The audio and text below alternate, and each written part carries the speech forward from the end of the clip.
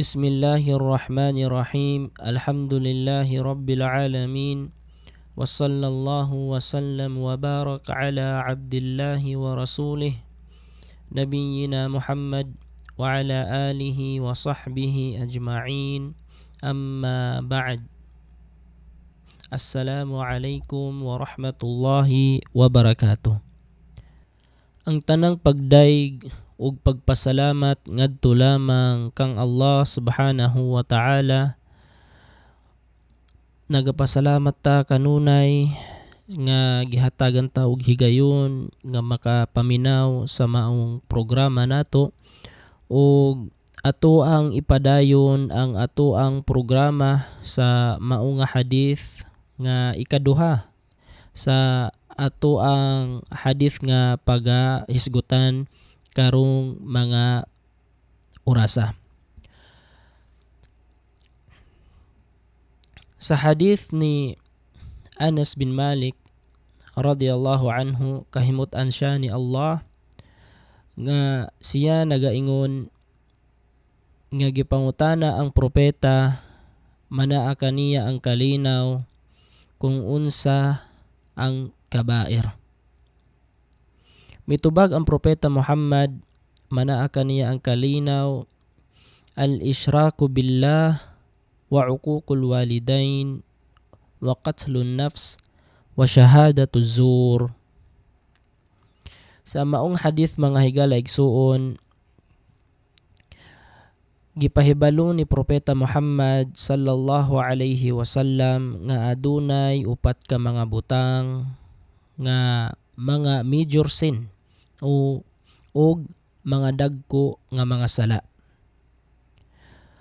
Ug ang una niini nga usa sa mga major sin nga grabe kadako nga sala mao ang al-isyraku billah, mao ang pagsimba ug laing Dios gawas kang Allah subhanahu wa ta'ala. Lianna syirka billahi yukhrijul muslim min al-islam wa yudkhiluhu fil kufur.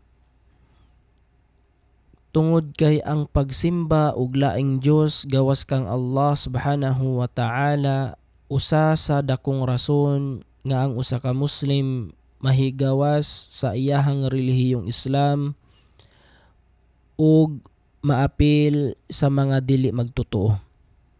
Ug mao usab ang dakong rason nga ang tawo malabay ngadto sa nagdilaab nga kalayo sa impierno, nga ang sugnod mao ang tawo ug ang mga bato.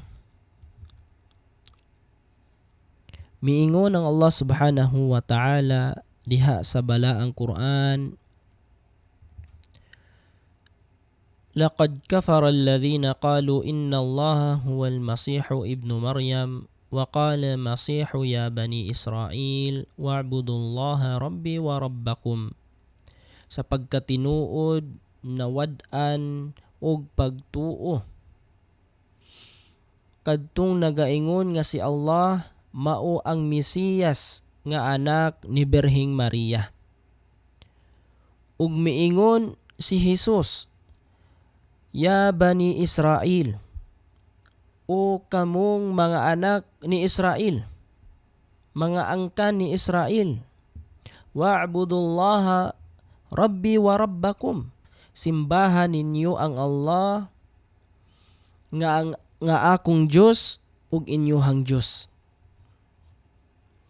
Innahu may yushrik billahi faqad harramallahu alayhi al-jannah wa ma'wahumun nar.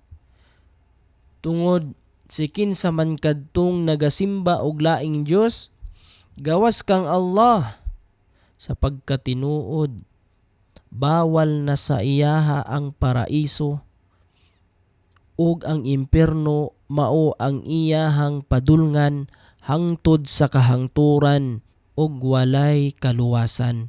Ug dili siya hawason didto, adto lang siya didto pasakitan, tagaan ug mga punishment hangtod sa kahangturan nga wala gayoy katapusan. Wa ma lil-zalimina min ansar. ug kadtong nagabuhat og mga kasaypanan wala gayoy makatabang sa ilaha. Ug ang ikaduha nga kauban sa mga dagko nga mga sala, mga major sin, mao ang walay pagpangga sa duha ka ginikanan, ang inahan ug ang amahan. Apil na dira ang pagpangdapat, pagsulti ug mga panultihon nga maoy rason nga makapasakit sa ilahang kasing-kasing, pagbuhat ug mga dautan ug walay pagsunod sa ilahang mga katudloan, mga sugo nga mga kaayuhan, kana mga higala igsuon, kung dili nato sundon, dili nato panggaon ang ato ang ginikanan, makabuhat gayud kita og dagko nga sala. Kay ang pagpangga sa ginikanan kauban kana sa katudloan sa ato ang relihiyong Islam. Ug ang ikatulo sa mga dagko nga mga sala mao ang pagpatay. Tungod kay ang pagpatay nga walay sakto o invalido nga rason, iyaha lang gipatay ang inosente, gipatay lang niya ang tao nga walay rason, sa pagkatinuod iyahang matagamtaman ang kasuko ni Allah subhanahu wa ta'ala sa pagpatay ug makasinati siya og silot ngadto sa impyerno. Miingon ang Allah subhanahu wa ta'ala diha sa balaang Quran, "Wa may yaqtul mu'minan muta'ammidan", sikin sa man kadtong mipatay og usa ka magtotoo, muta'ammidan nga iyahang tinuyuan, fajazauhu jahannam khalidan fiha, ug giandam na para sa iyaha ang silot, mao ang silot sa impyerno, ug hangtod sa kahangturan siya ilabay didto ug adto siya magpuyo sa nagdilaab nga kalayo sa impyerno.